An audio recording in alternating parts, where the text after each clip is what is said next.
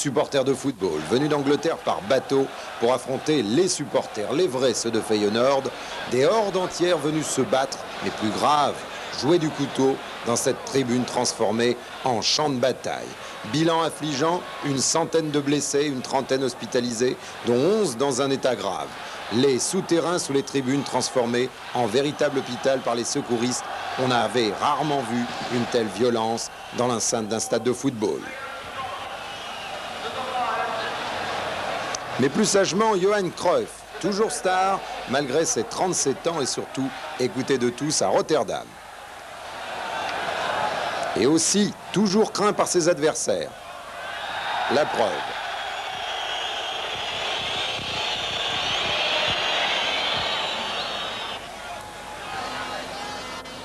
Et Van Til, le stopper de Feyenoord, pour donner le ton sur cette frappe lointaine et soudaine, bien ajustée et bien détournée par Clemens, une vieille connaissance.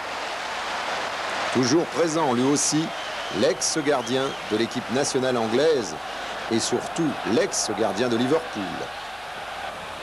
Mais Tottenham va prendre le match en main. Archibald, Falco qui accroche Nielsen, mais qui parvient à tirer, mais au-dessus.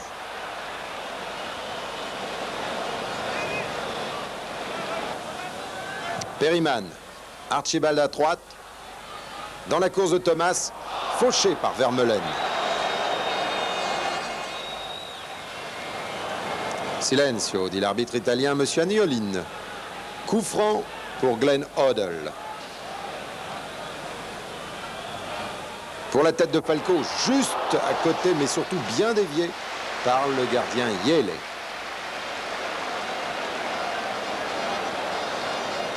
Une tête à la British et un bon réflexe de Yele. 23e minute, la pression anglaise s'accentue et le but chauffe devant le but néerlandais. Corner pour Galvin. Et encore le crâne de Falco, retourné d'Archibald et toujours Yele bien placé sur la trajectoire. Et ce but va justement venir dans la minute suivante. Archibald qui s'accroche.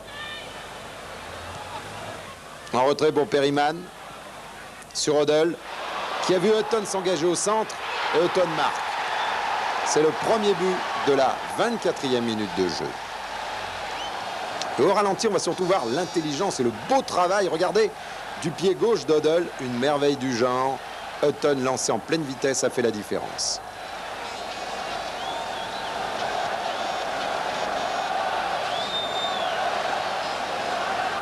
Coup franc pour Cruyff.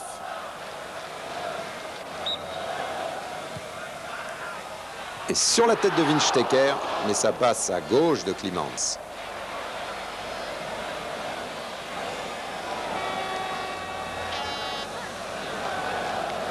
Toujours bon pied, bon oeil, Johan Cruyff.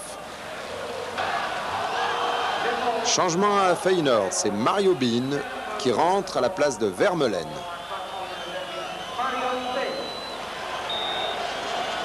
Et tout de suite une remise en jeu de Hutton. Falco, balle contrée, Mabet qui parvient à centrer et la tête de Winstecker qui sauve juste devant son but. Et la Cruyff n'est pas content du tout. Et il réclame auprès du signor Agnolin pour un tirage de maillot. Plus urbain en revanche, regardez le bras, c'est le capitaine des Spurs, Perryman. Il est bien avec le referee. C'est un coup franc pour Hoddle. On va dire que c'est le fair play anglais, encore une fois. Peut-être une façon d'amadouer l'arbitre. Un coup franc qui ne donne rien. À la gauche de Yele, le numéro 10 anglais a en partie manqué son tir. Dernière tentative hollandaise avant la mi-temps. Sando extra, balle contrée. Nouveau Sando extra. Encore pour la tête de Geliaskov. Pas très chanceux le Bulgare. Et on voit bien d'ailleurs la superbe détente de l'avant-centre bulgare par rapport à Hutton, mais aussi cette balle détournée par Clemens. Mi-temps, 1-0 pour les Londoniens.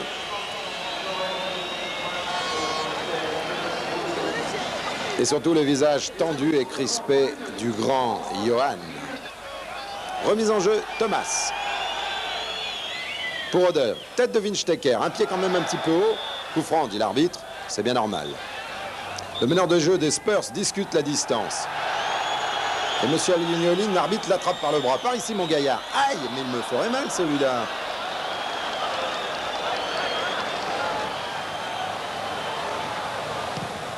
Cruyff. Troust qui est monté l'arrière. En avant. Pour la tête de Gullit. Bin qui manque. Jeliaskov qui reprend sur la transversale. Malheureux les joueurs de Feyenoord. Et surtout Jeliaskov. Vous avez vu où il envoie le pied celui-là? Au ralenti. La belle occasion pour les Néerlandais.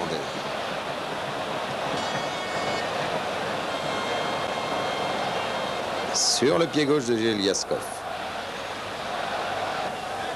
Il reste 6 minutes à jouer et c'est la fin des espoirs de Feyenoord sur cette action. Clemens, long dégagement Archibald. Amorti, superbe Mabet. Mabet qui lance en profondeur Galvin. Galvin qui du plat du pied devance la sortie de Yele. Second but qui sonne véritablement le glas des batailles.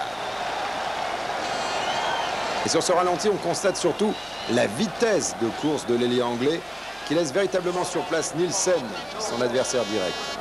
Les Hollandais n'avancent plus.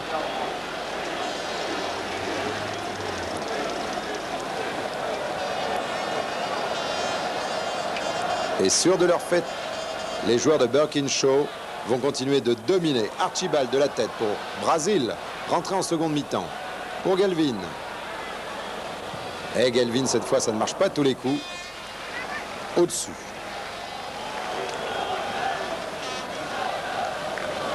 Et cette grande tristesse des dirigeants de Feyenoord, ils vont être boutés hors de la Coupe d'Europe. Et la fin du match sifflée par le populaire arbitre M. Agnolin, véritable vedette de ce match et salué comme il se faut par les artistes. Feyenoord, sorti de la Coupe de l'UEFA, comme Lodz, Jena, Vérone, Sporting de Lisbonne, PSV Eindhoven, le voisin néerlandais, et aussi Aston Villa. L'automne est bien difficile à digérer pour certains grands, déjà saturés de football.